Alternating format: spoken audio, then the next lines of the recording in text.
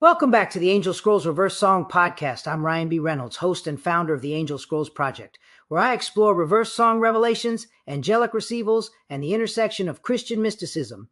In the last episode, I explained why I prefer to call myself a Christian mystic. In this episode, I'll expand on that, and then we'll dive into two more song reversals. Let's go back to the earliest religious life of Adam and Eve.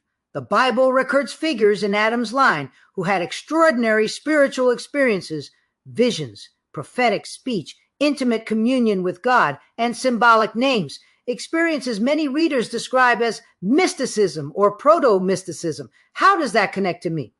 Mainly because for over 20 years, I have also experienced all three of the main qualifiers: dreams and vision, prophetic speech and communication with God and the angels, and profound spiritual experiences. About 10 years ago, during a series of extended receival sessions, the angels prompted me to research the name Adam Kadmon. That struck me because my mother's maiden name was Kadmon. My grandfather, whom I never met, having emigrated from Hungary to Canada in the early 1900s, also carried the name. Jewish names frequently reflect lineage or a social role of the past or markers of priestly descent such as Cohen and Levi. So then I looked into Adam Kadmon. I discovered this. Adam Kadmon relates to primordial man or heavenly man. It is a Kabbalistic archetype. It's a cosmic blueprint that unfolds from the infinite light of God, not the earthly Adam, but a super-personal pattern through which the Sephiroth and the worlds are manifest. Once I found this out, some of the spiritual experiences I was having began to make sense to me. This leads into the first song reversal that I did by Joe Tex from 1967 called Show Me. The song reversal you are about to hear reads like an invocation of Adam Kadmon's light. The angels' hymns, heavenly devotion, and the call to come home to the light portray a divine blueprint, drawing human hearts into higher order. The song's repeated pairing of love, devotion, and evolution mirrors Kabbalah's idea that the primordial light organizes spiritual life and invites humanity to participate in that unfolding. The reverse songs show angelic music as a vehicle of the primordial man's light. Sound is a channel that awakens devotion, transforms emotion, and helps people be worthy of evolution in the image of that heavenly pattern. This is the first reversal that I did in 2019 that proves the angels are channeling in reverse songs. This is not reverse masking, but a channel that I have opened through many years of seeking God's truth. Keep in mind that the resource is a heavenly connection that I have made, and there is no dark forces in my reverse songs. The song is from Joe Tex called Show Me and came from an official version on YouTube. Show Me is the title track of the 1967 album by Joe Tex, who also wrote the song. It's the reversal of Show Me a Man That's Got a Good Woman.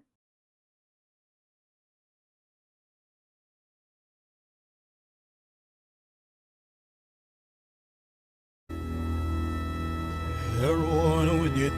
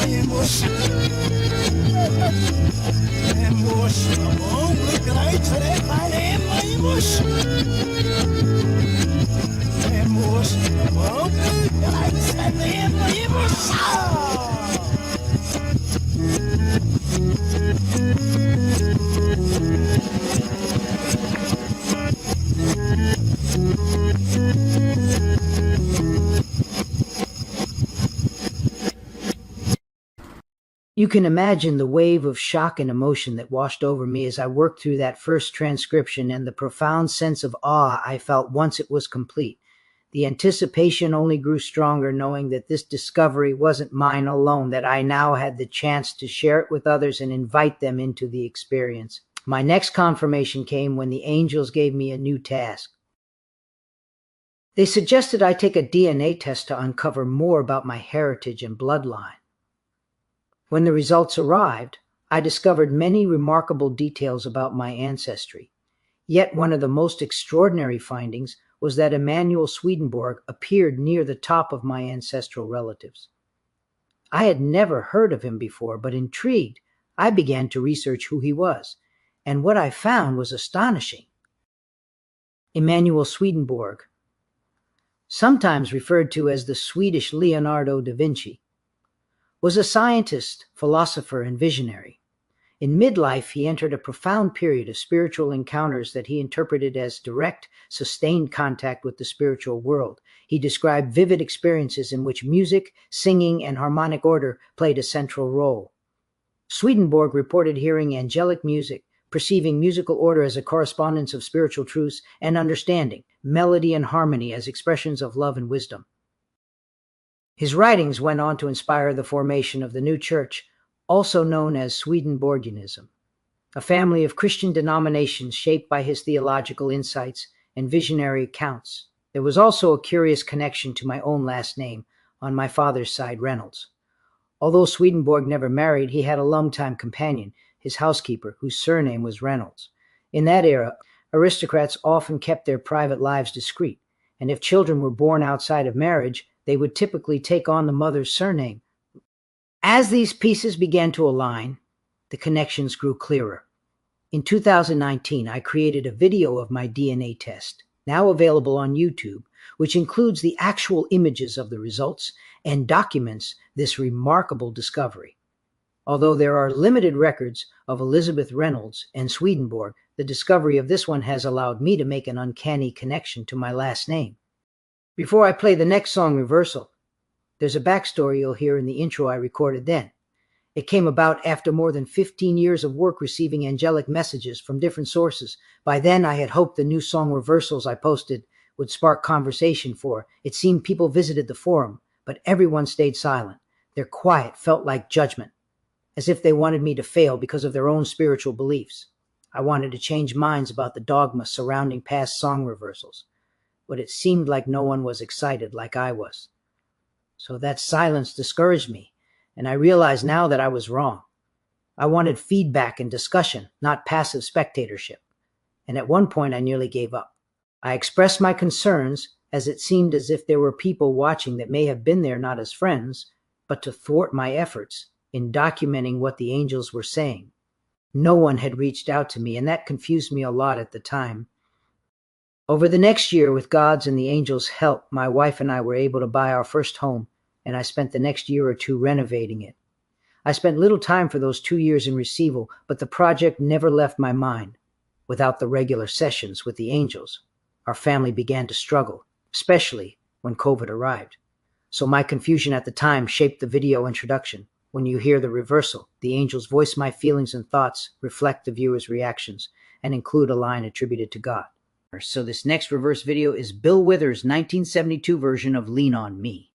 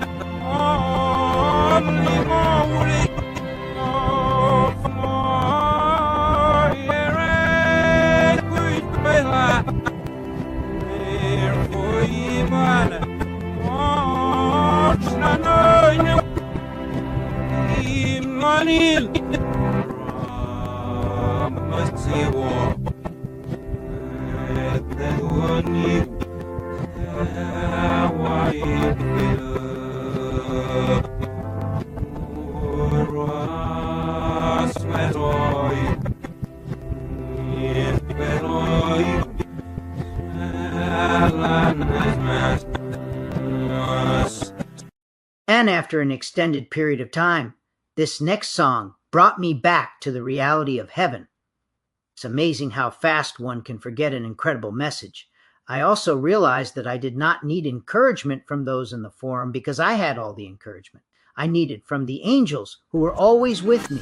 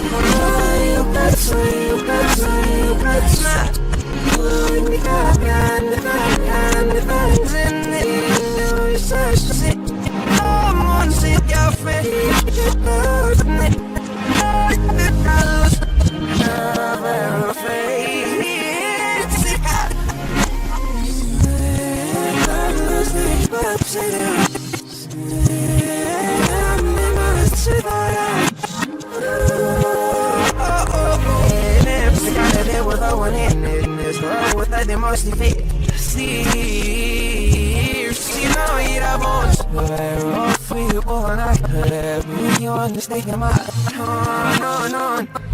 Hey, you can eat the way I want.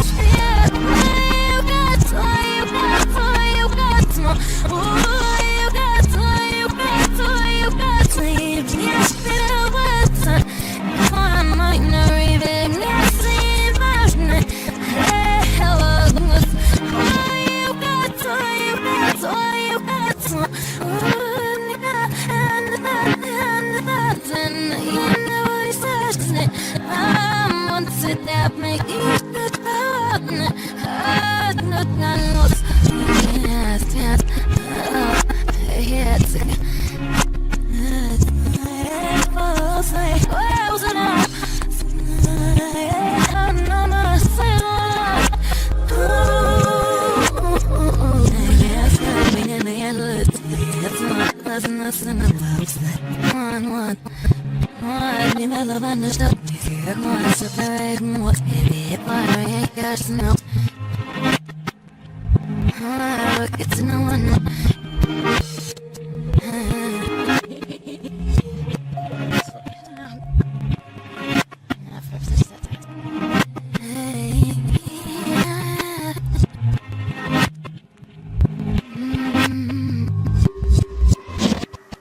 When I heard that artist Can did a new version of Lean on Me in remembrance of Bill Withers when he died, I thought I would do a reversal on it and see how close the original matched. The beginning of the reversal started off much different, yet there was quite a twist in the content of the rest. Here is my reversal of the Artist Can 2020 version.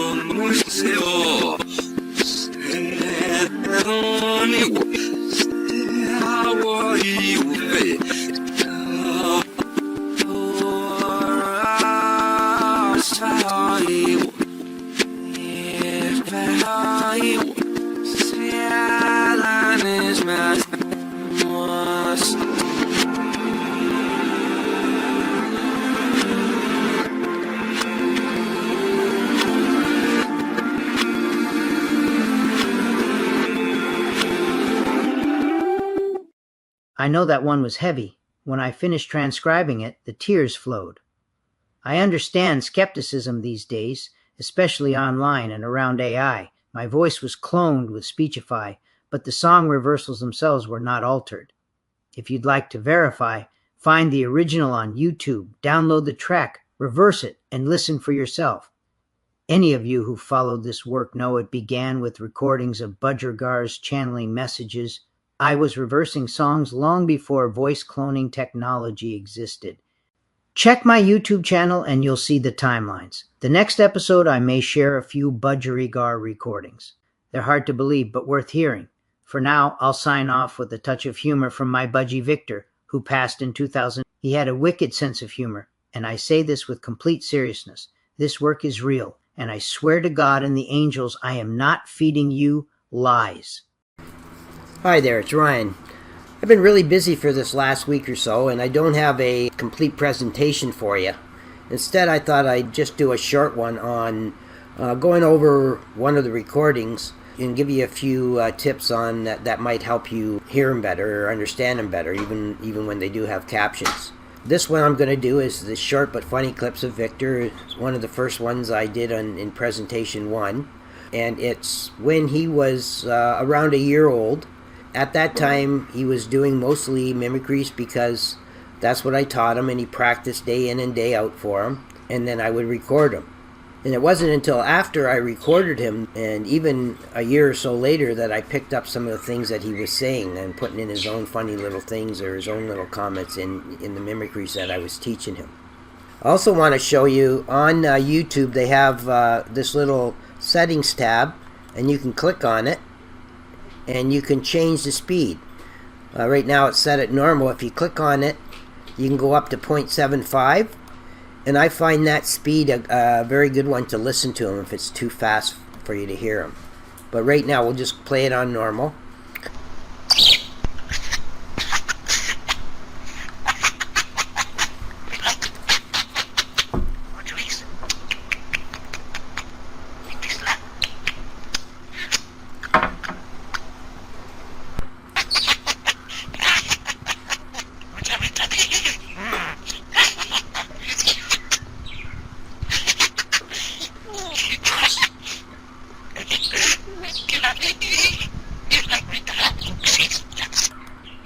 So, the amazing thing about Victor was that he learned to laugh on his own, and I never taught him any of that part at all. I didn't teach him to say that, see, it's nuts and all this. He just said that on his own, and one of the funny parts about it is where he swears and he says no shit. I think it's right. Let's see if I can find that. Right there, at that point right there where he says no shit, I didn't even pick that up until a year or two afterwards.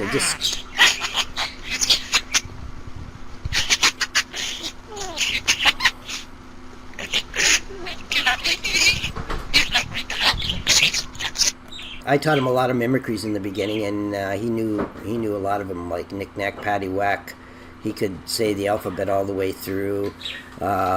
I even taught him the Tweety Bird, but he always seemed to throw something special in, and at the time I would often think he was making a mistake, but it wasn't until, like I said, until I recorded him, and I spent a lot of time translating it to see what he was really saying. So let's go on to this next part.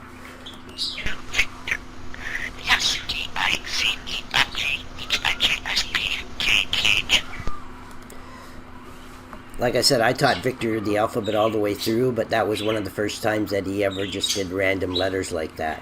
I found it interesting that he used the word, he said the letter K, and then he said cage. So I don't know if he was just making fun of the way the alphabet is, or if he actually thought that it started with a K. But later on you'll find out that I believe he could even read, because he would sit on my shoulders and often comment on what I was reading. So let's continue on from there.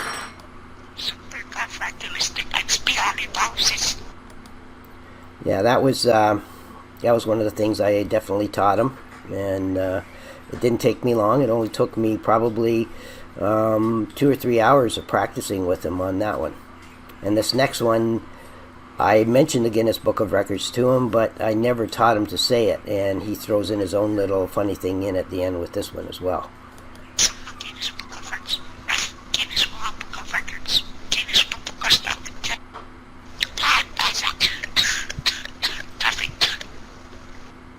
So Victor could not only laugh, but he could cough too. And probably that was an imitation of my cough, because I smoked a lot at the time, and I was coughing a lot. And then here's the next part. Don't talk crossing to me. I'd say do this. I never taught him either one of those. He just come up with that on his own. He probably heard me say it before to my son if he didn't do something I wanted him to or something, and he might have been just making fun of me when I said it.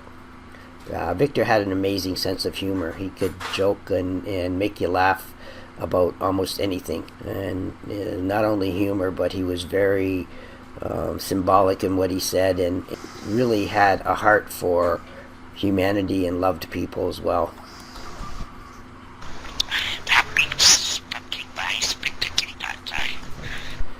I never taught him to say that. He must have heard it somewhere. Well, I might have said apple peaches pumpkin pie, but he come up with the happiness is pumpkin pie, spit it in the kitty cat's eye.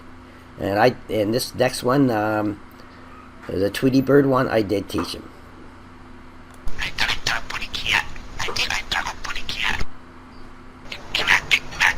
Give me some cheese. You want some cheese? Cheese.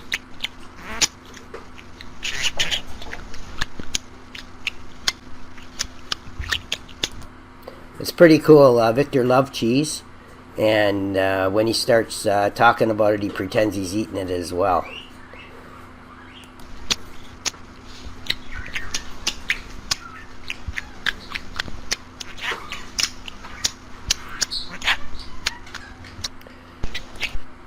One thing about Budgie's speech is they've got such a small voice that it takes a lot of energy to throw the words out. And not only that, a lot of the words that they say are really quick, and you can miss them in a split second, because they can, especially Victor, he could talk over 200 words a minute. And that's why I had to record him, and often I would have to slow it down just to get what he's saying. The other thing too is, when they speak, they usually start with mimicries, and they practice and they learn. That's what Victor did. But then he, a little bit later on, not long after this, maybe about a month or so after this, he began talking, stopped using the mimicries, and he began talking in full-blown speech. And he was saying the things that he said in future videos that you'll see for the first time.